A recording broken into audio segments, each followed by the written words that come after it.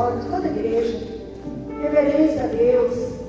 Fala, Deus, estou aqui hoje, porque eu te amo e eu preciso de Ti. Necessito do Teu amor, da Tua graça. Necessito da Tua presença. Necessito do Teu Espírito Santo sobre a minha vida, Senhor. Nós precisamos de Ti, Pai. Somos filhos carentes, com tantos defeitos, com tantas falhas, com tantos erros. Mas o Senhor nos ama de uma forma tão especial, tão linda.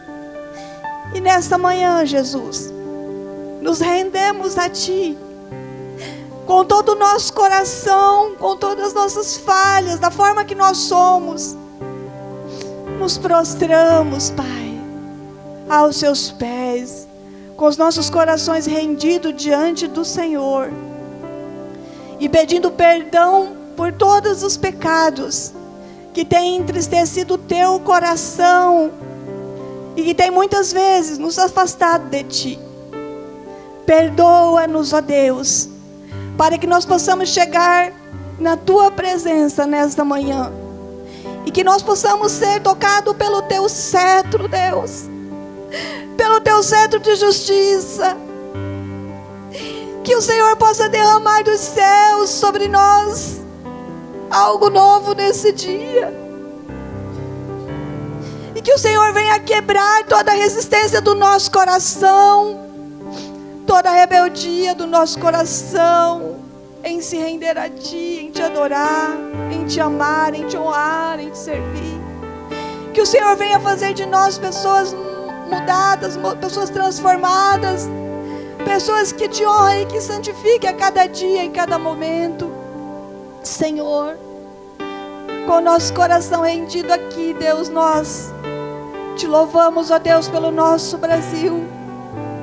Te agradecemos por morar num Brasil tão maravilhoso, numa terra tão maravilhosa que o Senhor nos deu. Porque muitos, Pai, não tiveram essa oportunidade, Deus, de morar neste lugar e nesta terra abençoada. E nós Te louvamos nesta manhã por essa uma grande oportunidade. Nós Te agradecemos por esse privilégio, e nós declaramos a Tua bênção sobre o Brasil, sobre essa nação. Profetizamos, Pai, que é uma terra abençoada pelo Senhor, guardada, protegida, cuidada, amada pelo Senhor. Declaramos sobre esse Brasil o Teu mover, a Tua unção, a Tua graça, a Tua libertação, ó Pai. Destrói, Senhor, toda a intenção maligna contra o Brasil, toda a intenção maligna contra o presidente, contra a família do presidente, contra a esposa dele, Senhor. Uma mulher que o Senhor levantou como uma intercessora pelo Brasil, uma mulher que tem gerado a libertação para o nosso Brasil. Deus, eu declaro sobre aquela mulher a Tua bênção. Eu declaro a proteção do Senhor. Nós, como igreja, declaramos a proteção do Senhor sobre ela. Pedimos, Deus, que o Senhor cerque a vida dela com os Teus anjos, cerque a vida dela com a Tua proteção. Guarda ela nesse tempo de oração e intercessão, Pai, que ela tem feito pelo Brasil, em o nome de Jesus. Guarda o nosso presidente, Senhor, que a vida dele seja cercado pelos Teus anjos, pela Tua proteção. Deus, libera mais anjos, o exército do Senhor sobre eles, em volta deles, guardando ele onde Ele quer que vai. Senhor, nós Te louvamos pelo presidente que o Senhor nos deu. Nós Te louvamos por este Brasil, e nós Te louvamos por essa cidade. Te agradecemos, ó Deus, por essa cidade abençoada, uma cidade próspera, uma cidade onde o Senhor está agindo, porque muitos irmãos estão orando e clamando por esta cidade.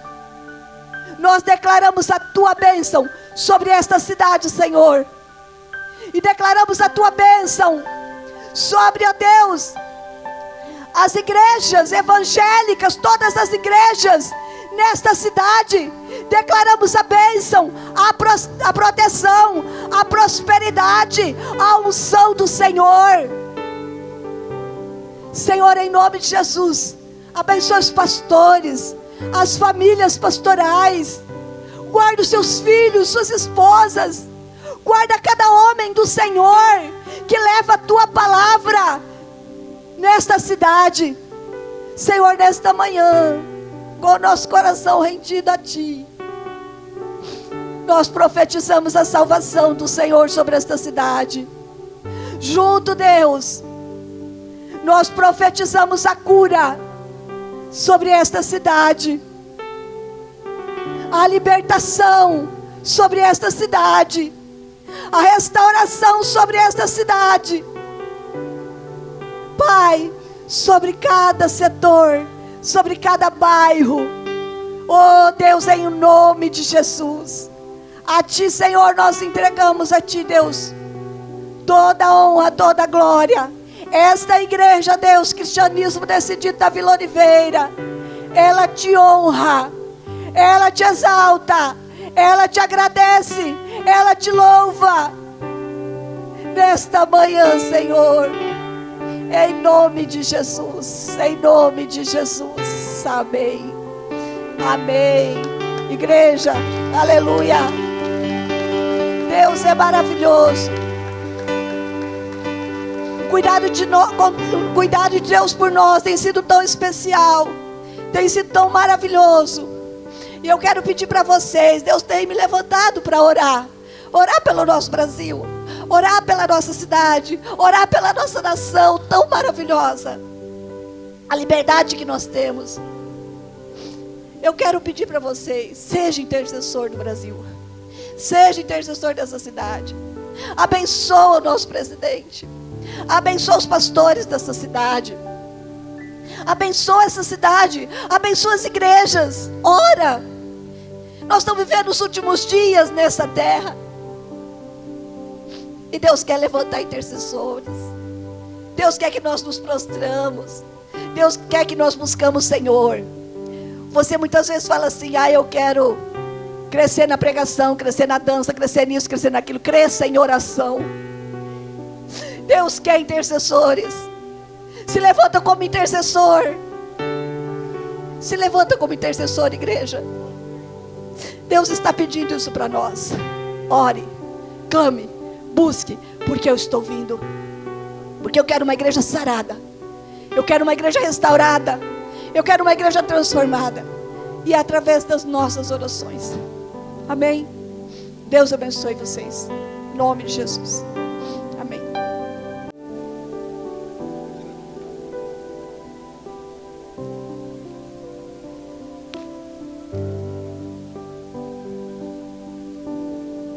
Aleluia. Bendito é o nome do Senhor. Deus é bom, amém? Deus é muito bom.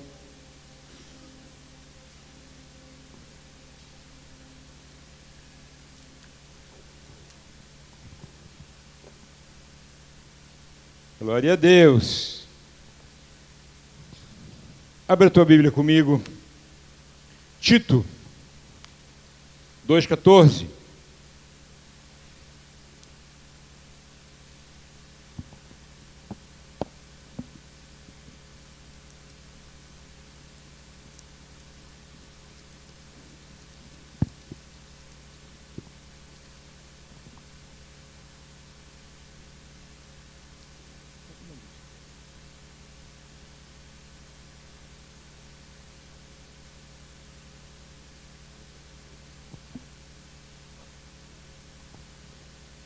Tito 2,14 diz assim: o qual a si mesmo se deu por nós, a fim de remir-nos de toda iniquidade e purificar para si mesmo um povo exclusivamente seu, zeloso e de boas obras. Queridos, a igreja sempre esteve no plano do Senhor Jesus. Quando Deus estabeleceu que da semente da mulher nasceria um que iria resgatar o homem do pecado, ali nasceu a igreja. Ali nasceu o projeto de Deus para nós, como igreja, que seria levantada, restaurada, como corpo de Cristo. Paulo, nessa carta a Tito, seu filho amado, como ele se refere, ele começa a preparar Tito para preparar as igrejas, estabelecer presbíteros, estabelecer regras, normas, direção, orientação. E é muito interessante que aqui ele faz um resuminho perfeito sobre essa direção, essa orientação. O versículo que nós lemos diz: a si mesmo se deu por nós. Queridos, a maior manifestação de amor da Trindade Santa é a decisão de Cristo pagar pelos nossos pecados e nos dá vida, e nos dá nova vida. Foi a maior manifestação de amor, queridos. Isso é maravilhoso, isso é tremendo. Mas o versículo continua falando da realização de uma grande obra. Ele diz: a fim de remir-nos de toda a iniquidade, de todo o pecado, e nos purificar para si.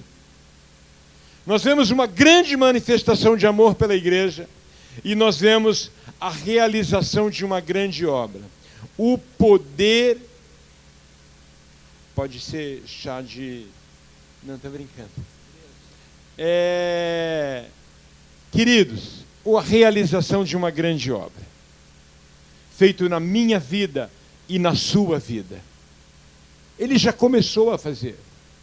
O propósito é remir-nos de toda impureza, de toda iniquidade, de todo pecado, e nos purificar como igreja.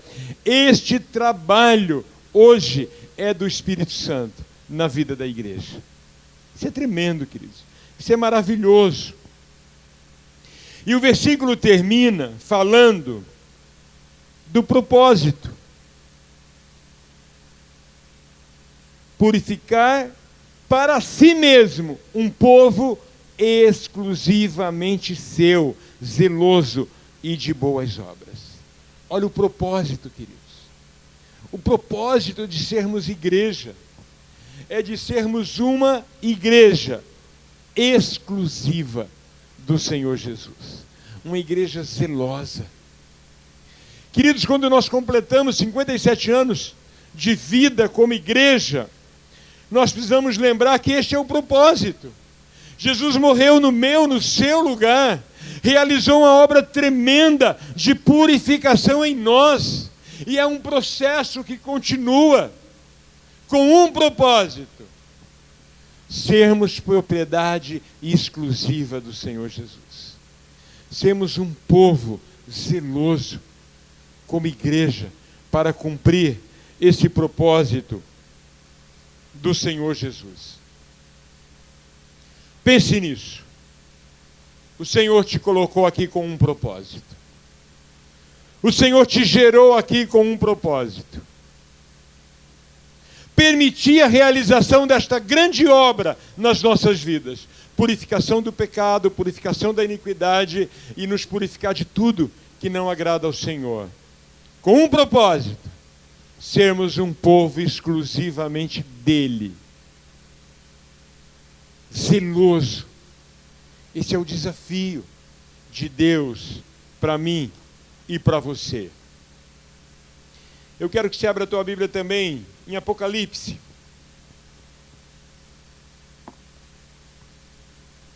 Capítulo 3. Nós vamos ler a partir do versículo 7.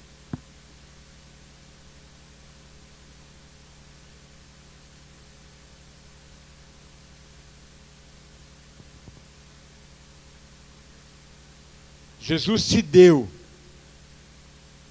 para purificar a igreja, limpar a igreja de toda iniquidade, com o propósito de sermos um povo exclusivamente seu. Entre as cartas destinadas em Apocalipse aos anjos das igrejas, eu creio que essa é uma que se assemelha muito com a igreja dos nossos dias. Todas elas têm características para os nossos dias. Mas eu quero falar dessa, Apocalipse 3, a partir do versículo 7, uma carta à igreja de Filadélfia.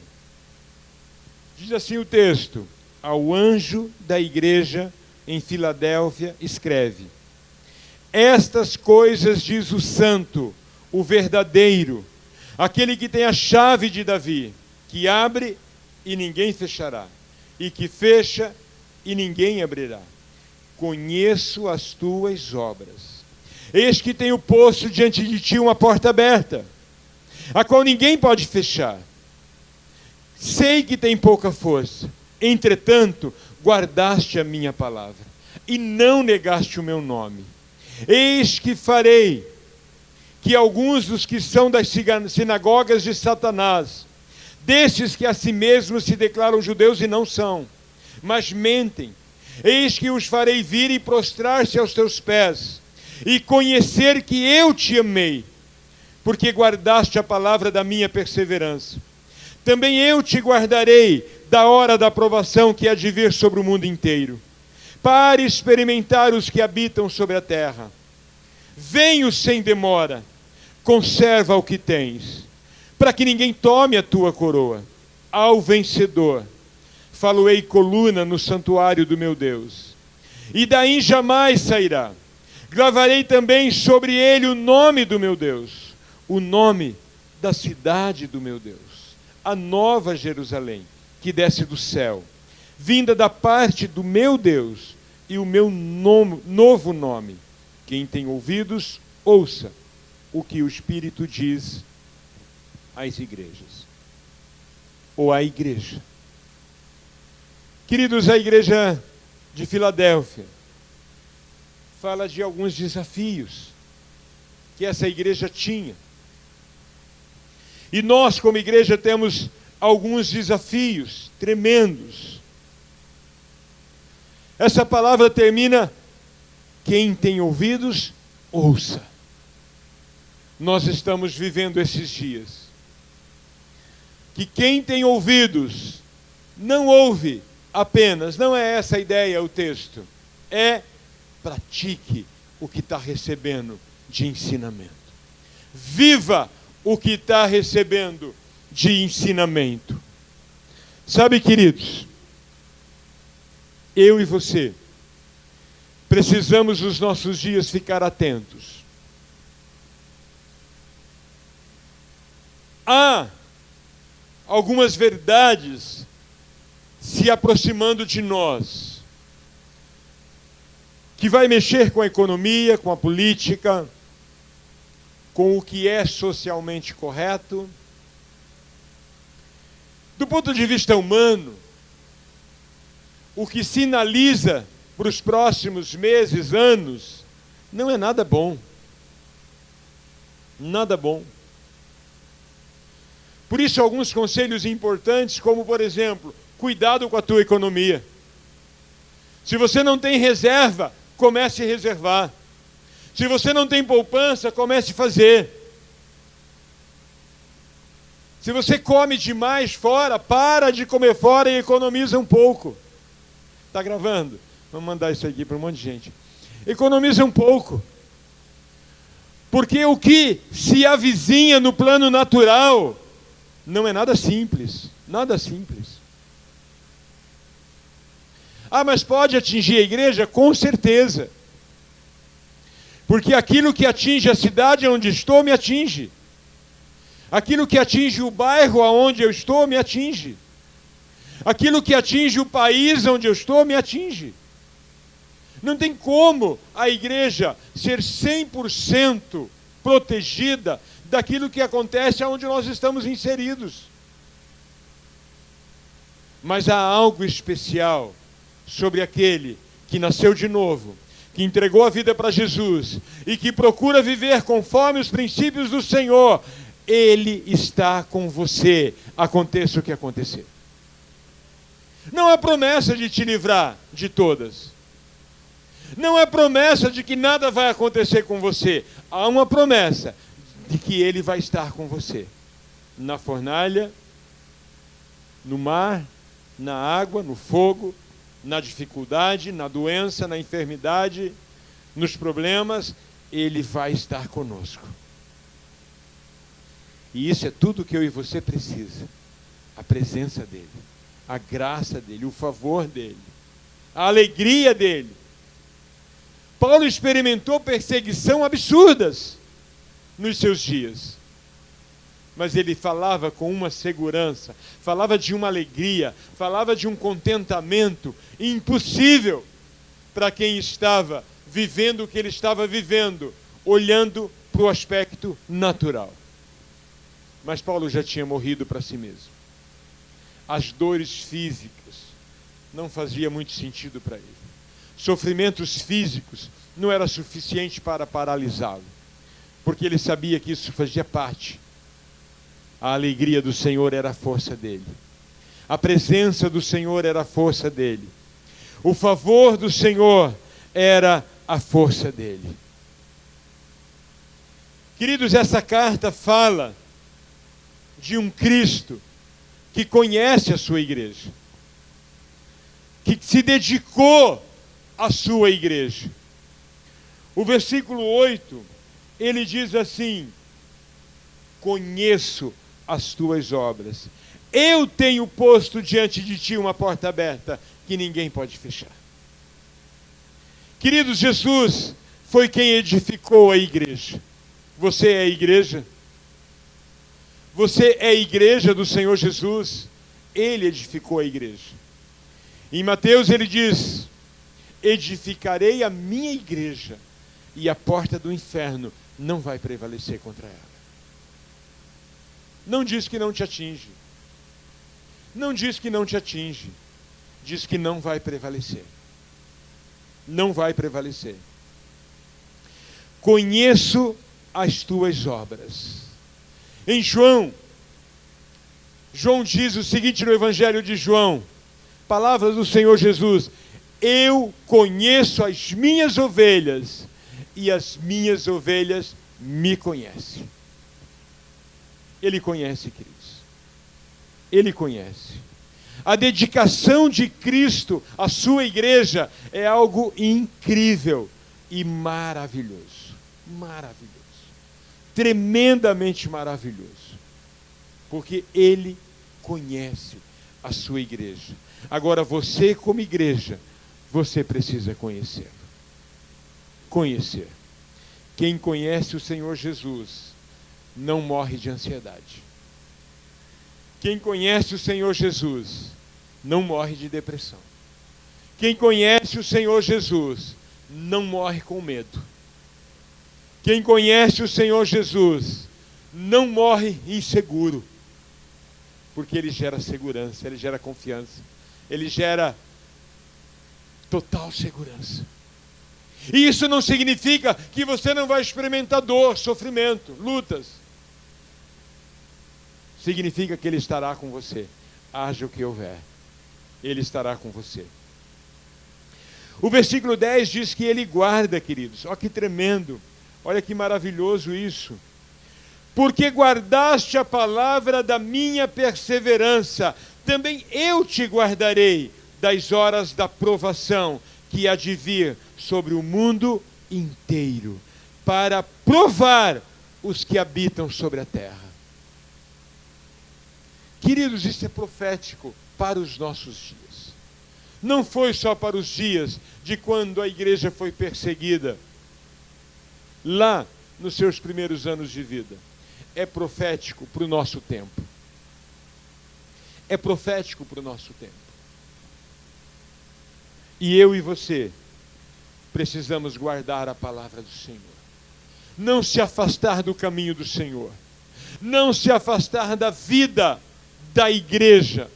Porque a igreja é corpo em movimento. É corpo em transmissão de vida. É corpo em funcionamento. Nós, como corpo, um órgão coloca o outro em funcionamento. Um órgão gera vida para o outro. E quando a igreja é comparada a um corpo, ou corpo de Cristo, fala da igreja unida, gerando vida e gerando movimento um no outro, através do comando que vem do cabeça, que é Cristo. Por isso é fundamental, queridos, nós estarmos envolvidos na igreja, viver a vida da igreja. Viver a vida nos cultos, nos domingos, isso não é igreja, isso fala de religiosidade. Cuidado! Você pode estar vindo nos domingos há muito tempo e já está morto espiritualmente. Porque vida de Cristo em movimento fala de igreja que ajuda e é ajudado. Fala de igreja se relacionando, vivendo em comunhão, vivendo juntos, dividindo, compartilhando, se ajudando no dia a dia. Não é na frequência de um culto no domingo. Cuidado, muito cuidado. O versículo 9 fala desse amor profundo do Senhor Jesus. Eis que farei que alguns dos que são sinagogas de Satanás, desses que a si mesmos se declaram judeus e não são, mas mentem, eis que os farei vir e prostrar-se aos teus pés, e saber que eu te amei. Jesus fala de um amor tão profundo pela igreja, um amor tão profundo pela igreja, que é Ele quem nos defende, é Ele que nos sustenta, é Ele que nos mantém em pé, é Ele que nos guarda. É Ele. É Ele. E às vezes, Ele permite a exposição, porque é Ele quem cuida. Eu estava conversando com o irmão antes do culto, e a conversa era, como pode, né? Tanta gente boa sofrendo como está sofrendo. Olhamos para a palavra e há tantas promessas de cuidado e proteção. E nós vemos tanta gente boa sofrendo absurdo e o mal prevalecendo, deitando e rolando. Queridos, Jesus nunca prometeu nos livrar da fornalha, mas Ele prometeu entrar junto.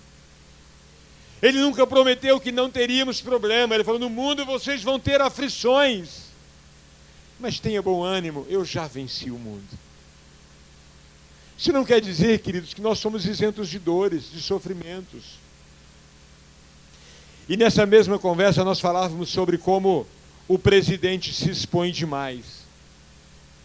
Como o presidente se expõe demais. Corre risco, caminhando nessas motocicletas, andando no meio da multidão. Sabe o que eu vejo, queridos? Eu vejo uma coisa.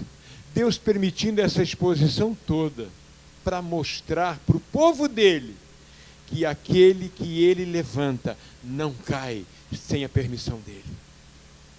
Não cai. Não cai, queridos. Sem a permissão dele. E o presidente tem dito isso, né? Que ele está lá enquanto Deus quiser. Quando Deus quiser tirar, Deus vai tirar.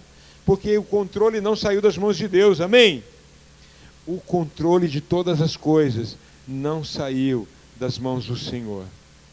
Ele continua tendo o controle de absolutamente todas as coisas. Efésios, no capítulo 5, traz uma história linda sobre esse profundo amor de Deus pela igreja. Eu quero ler só 3 versículos. Eles dizem assim, olha, preste atenção. Oh, Jesus. Maridos, amai vossas mulheres, como também Cristo amou a igreja, e a si mesmo se entregou por ela, para que a santificasse, tendo a purificação por meio da lavagem da água pela palavra, para apresentar-se a si mesma igreja gloriosa, sem mácula, nem ruga, nem coisa semelhante, porém santa e sem defeito. Ele se entregou. E o desafio dele para o homem é: ame a sua esposa, como Cristo amou a igreja. Como que Cristo amou a igreja? A ponto de morrer por ela, dar a vida por ela. Olha a profundidade do amor do Senhor Jesus. Isso é tremendo, queridos. Mas é muito interessante que a essa igreja, ele diz o seguinte, olha o que diz. Eita, estou fora do texto. Olha o que diz o verso 8. Conheço as tuas obras, por isso coloquei diante de ti uma porta aberta, que ninguém pode fechar. Queridos, isso fala de oportunidade que Cristo oferece para a igreja. Sabe, queridos, essa porta aberta que Deus tem colocado diante de nós, diante de mim e de você como igreja, há uma porta aberta para gerar salvação, para gerar libertação, para gerar cura, para gerar milagres, para gerar o favor do Senhor. Queridos, nós temos uma pátria, que é um continente. Nosso Brasil toma quase todo a América do Sul. Riquíssimo. Um país riquíssimo, queridos, de recursos naturais. Um povo riquíssimo, com uma cultura fantástica, fantástica. Se nós desmembrássemos a nossa nação, fazendo do Sul um país, Sudeste outro país, Centro-Oeste outro país, esses países estariam entre os países mais ricos da Terra. Imagina. O que diminui é a pobreza do Norte e Nordeste. Diminui o potencial da nação. Mas é impressionante a porta aberta que há diante da nossa nação. Se você olhar para o que Paulo fez nos seus dias, entre os anos 50 e 70, do primeiro século, o que Paulo fez, sem recursos, é impressionante. É impressionante. Não tinha luz elétrica, não tinha TV, não tinha rádio, não tinha internet, não tinha os meios de transporte que temos hoje, a velocidade dos carros, dos aviões. Não imagina o alcance que ele teve sem esses recursos. A comunicação dos dias de Paulo, queridos, olhando para os nossos dias, era de uma limitação absurda.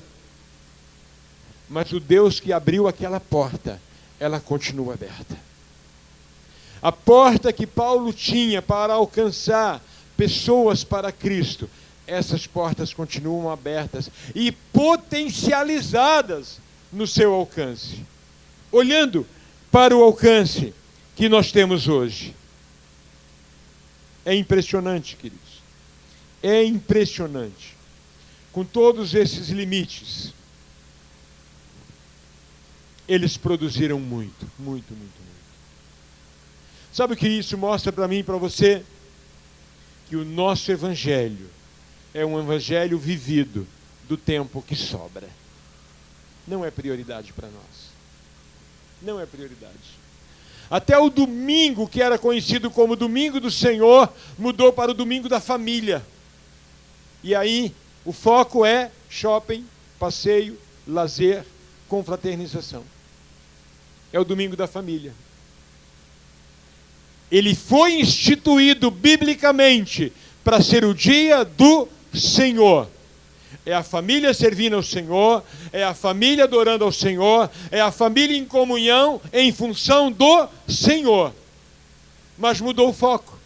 Eu inclusive pedi para tirar, ainda já tiraram, glória a Deus. Não é o domingo da gratidão, é o domingo de celebrar o Senhor. Gratidão é um aspecto tão pequeno do conjunto da obra. E eu tenho entendido em Cristo que nós temos que mudar o foco. Não é o domingo da família. Biblicamente falando, o domingo substituiu o sábado para ser o dia do Senhor. É o dia em que a família se reúne para servir ao Senhor. Seja onde for, seja para o que for fazer. Queridos, nós precisamos entender isso. Sabe por que o nosso alcance é pequeno? Porque nós nos distanciamos da essência do que é ser igreja do Senhor. Distanciamos da essência. Nada contra ir ao shopping. Nada contra. Embora eu não goste, depender de mim, eu não vou nunca. Mas nada contra ir ao shopping. Tudo contra perder a hora e ficar no shopping. Aí não dá tempo de vir no culto, porque as crianças estavam tão empolgadas. A gente acabou querendo ver não sei o que e demorou. Tudo é prioridade para nós, queridos. Tudo. O marido é prioridade, a esposa é prioridade, o filho é prioridade, o financeiro é prioridade, o trabalho é prioridade, o lazer é prioridade, o entretenimento é prioridade, o conhecimento é prioridade, a cultura é prioridade, tudo é prioridade. Então nós podemos ter toda a facilidade que temos hoje, os meios de comunicação, os meios de locomoção, os níveis de acesso a tudo, e ainda assim produzimos muito pouco. Porque Deus não é prioridade nas nossas vidas. A igreja não é prioridade, o evangelho não é prioridade, pregar o reino não é prioridade. Igreja, em nome de Jesus, acorda. Acorda. Porque há uma porta aberta diante de nós. E se vamos fazer diferença ou não, só depende do que é prioridade nas nossas vidas. Só depende disso. Só depende disso. Eu louvo a Deus, porque com todos os meus erros e minhas falhas, eu sempre ensinei a minha esposa e minhas filhas que o reino é prioridade. O reino é prioridade. Elas sofreram, foram privadas de muita coisa, porque para mim, o reino sempre foi prioridade. E é o que eu entendo pela palavra. A família é prioridade depois do meu amor a Deus. A partir daí, família vem antes de ministério, família vem antes de trabalho, família vem antes. Mas ela vem depois do relacionamento com Deus. Esse é o princípio que a Bíblia ensina. Toda a palavra nos ensina exatamente isso. Eu e você somos responsáveis por tão grande oportunidade colocada diante de nós. E nós temos muita prioridade. Deixa eu te dizer uma coisa importante. Espero que vocês entendam. Nem a programação da igreja tem que vir antes do seu relacionamento com Deus e com fazer a obra do Senhor. Porque às vezes a gente confunde isso. Acha que estar na segunda no ensaio, na terça no culto, na quarta na reunião disso, na quinta na célula, na sexta na reunião de oração, na vigília, está no sábado não sei o quê, está no domingo. Acha que isso é agradar a Deus. Cuidado, cuidado. Porque a programação pode estar acima do relacionamento com Deus. A atividade e o ativismo pode estar acima do relacionamento com Deus. Não confunda as coisas, por favor. São coisas diferentes. Porque se nesse ativismo todo a prioridade fosse o Senhor e a porta aberta que Ele colocou diante de nós, nós seríamos outra igreja. Completamente diferente. Mas a programação ela tem a sua importância. Cuidado, só coloca cada coisa no seu devido lugar. E aqui, queridos, Jesus de novo. Ele fala de uma fidelidade impressionante. Impressionante. Olha o que diz. Vamos repetir o 8. Conheço as tuas obras. Tenho posto diante de ti uma porta aberta que ninguém pode fechar. Que tens pouca força, entretanto guardaste a minha palavra e não negaste o meu nome. Eis que farei. Olha o que ele diz que vai fazer. Por causa da fidelidade dele, ele vai abater os que se opõem. Ele vai abater os que se levantam contra. Ele tira do caminho qualquer empecilho. Só ele pode fazer isso. Só ele pode fazer isso. Tens pouca força, entretanto, guardaste a minha palavra. O que essa palavra nos ensina, queridos? Que a proteção e a fidelidade dele é certa em qualquer circunstância, em qualquer situação. Pode crer nisso, queridos. Eu e você estamos escudados pela palavra, que garante a fidelidade do Senhor. Temos que abrir a porta, entrar por ela, levar a palavra, compartilhar do nosso Senhor, priorizar o cuidar de vidas, buscar vidas, levar a palavra que cura, que liberta, priorizar, ajudar o próximo. É o desafio do Senhor, da palavra do Senhor para mim e para você. Foi alimentado por esta palavra que Martim Lutero, ele investiu na restauração da igreja. Uma igreja que estava há aproximadamente 1000 anos, dominada pelo Estado, transformada pelo Estado, usada pelo Estado, conhecida como as eras escuras da igreja. Uma igreja que tinha se contaminado pelo Estado, vendido para o Estado. Para vocês terem uma ideia, se vendia terreno no céu, se vendia salvação, e os que tinham dinheiro pagavam, e pagavam caro. Mas Deus levanta este homem para destruir o poder das trevas, para quebrar com a influência do inferno e começar uma reforma na igreja. Isso é maravilhoso, queridos. É maravilhoso o que nós vemos que aconteceu. E é tão interessante que hoje igrejas católicas e evangélicas se dobram à renovação que Deus está fazendo sobre a igreja. É impressionante. É impressionante. Nós vemos hoje evangélicos tão distantes da palavra e vemos hoje católicos tão próximos da palavra. Quando eu conheci a mãe do Ângelo, eu fui no banco, ela trabalha no banco, e quando ela me viu, oi pastor, tudo bem? Eu falei, tudo bem? Eu falei, de onde eu conheço essa mulher, Jesus? Eu falei, mas eu estou tão feliz que meu filho está indo na igreja, que meu filho canta, ele toca, e eu não criei filho para servir ao mundo. Eu tinha uma certeza tão grande de ver meu filho tocando no mundo, e agora eu sei que ele vai tocar para Jesus. Eu sou intercessora. Eu oro todos os dias para que meus filhos sirvam ao Senhor. E dei um testemunho tão lindo. E aí quando eu falei, qual a igreja a irmã participa? Eu sou católica. Que testemunho lindo, queridos. Que testemunho. Uma mulher servindo ao Senhor e sabendo a diferença do que é servir ao mundo, do que é servir a Cristo. Esses dias conversei com uma pessoa que eu fiquei impactado de ver a preocupação com a vida de santidade, a preocupação em priorizar as coisas do reino. E quando eu perguntei, qual é a sua igreja, meu irmão? Eu sou católico.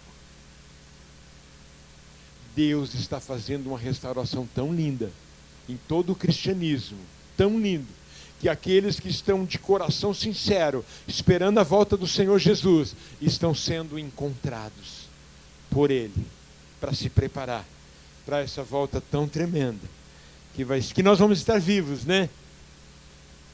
Até o Harry vai estar vivo, apesar da idade avançada, vai estar vivo para o encontro no arrebatamento. Tem mais alguém? A irmã Conceição vai estar viva. Irmã, você vai estar viva. Vai ser muito logo, nós estaremos vivos para o encontro do nosso Senhor nos ares. É isso que a palavra diz. E isso é maravilhoso. O desafio da palavra para mim e para você: não negue o nome de Jesus. Não negue o nome de Jesus. Ele diz, não negaste o meu nome, mas guarda a palavra. Queridos, nós estamos vivendo dias em que tem muita gente negando o nome de Cristo. Tem muita gente não assumindo o compromisso com o Senhor Jesus. Dentro das igrejas católicas, evangélicas, dentro das igrejas, mas não vivendo um relacionamento com Jesus. De alguma forma, negando o nome do Senhor Jesus.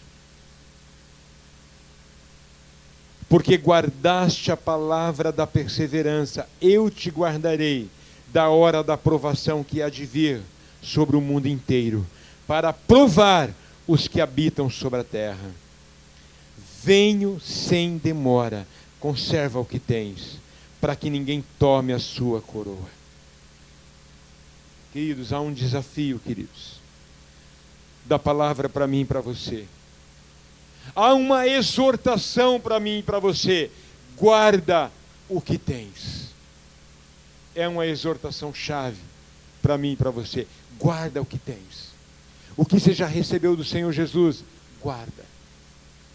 O que você conhece do Senhor Jesus, guarda. O que você já experimentou do Senhor Jesus, guarda. O que você conhece do Senhor Jesus, viva a revelação que você já recebeu, guarda. E há também, queridos, uma promessa vitoriosa: eu venho sem demora, venho te buscar, eu venho para te encontrar, eu venho para te buscar. Que promessa maravilhosa! E há uma recompensa. Ele diz: ao vencedor. Queridos, por que Jesus está dizendo ao vencedor? Porque alguns vão parar pelo caminho. Porque alguns vão desistir. Porque alguns param. Se ninguém parasse, a palavra não seria ao vencedor. Todos vão receber. Não, diz ao vencedor. E aí ele diz: falo-ei coluna no santuário do meu Deus, e daí jamais sairá. Gravarei também sobre ele o nome do meu Deus, o nome da cidade do meu Deus, a nova Jerusalém que desce do céu, vindo da parte do meu Deus, e o meu novo nome. Quem tem ouvidos, ouça o que o Espírito diz às igrejas. Há uma recompensa. Há uma recompensa maravilhosa ao vencedor. Vamos ficar em pé. Eu quero orar por você. Há uma palavra para nós como igreja. Quando nós comemoramos 57 anos, como denominação, 90 anos no Brasil, o desafio da palavra de Deus para mim e para você é: ao que vencer. E vai vencer o que perseverar. O que haja, o que houver, não vai desistir. Não desiste por causa dos filhos, não desiste por causa do esposo, não desiste por causa da esposa, não desiste por causa dos pais, não desiste por causa do emprego, não desiste por causa de dinheiro. Não desiste do Senhor e do relacionamento com Ele. E só é possível estar em relacionamento genuíno com o Senhor, estando em relacionamento com a igreja. Não é com o prédio, é com o corpo de Cristo, igreja. Desigrejados é um movimento que está crescendo. Desigrejados não faz parte da igreja, porque Jesus estabeleceu a igreja. Ele determinou a igreja e diz: as portas do inferno não vai prevalecer contra a minha igreja. Igreja fala de corpo de Cristo em movimento. Eu quero orar por você. O povo da celebração, chega aqui.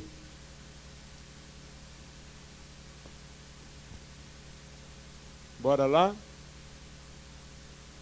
O povo que vai celebrar, venham aqui, só do louvor. Bendito é o nome do Senhor. Eu quero orar por você.